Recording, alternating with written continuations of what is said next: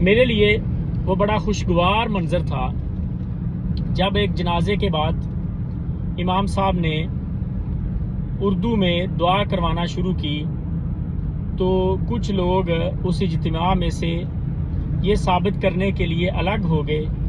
کہ ابھی ہم نے جنازے میں میت کے لیے دعا ہی تو کی ہے،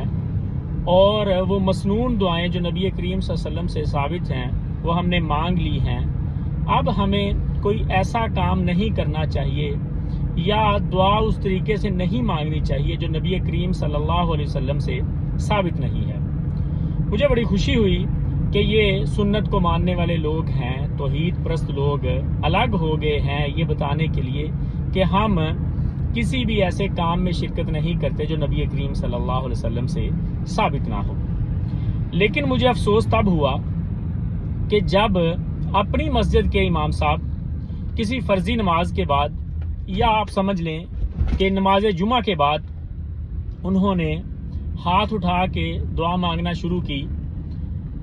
تو انہوں نے بھی ساتھ دعا مانگنا شروع کر دی، شاید اس لیے کہ یہ ہمارے امام صاحب ہیں، یہ ہماری مسجد ہے، جبکہ حقیقت یہ ہے کہ جنازے کے بعد مانگی گئی وہ دعا جس سے آپ الگ ہو گئے تھے اور یہ دعا جو بھی فرضی نماز کے بعد یا جمعے کے بعد مسجد میں آپ کے امام صاحب مانگ رہے ہیں، اس میں کوئی فرق نہیں۔ وہی حکم اس دعا کا ہے جو آپ فرضی نماز کے بعد اپنے امام صاحب کے ساتھ مانگ رہے ہیں، جو حکم اس جنازے والی دعا کا تھا جو ان کے امام صاحب جنازے کے بعد اردو میں مانگ رہے تھے۔ تو ہمیں یہ غور و فکر کرنا چاہیے کہ سنت ہی رہتی ہے،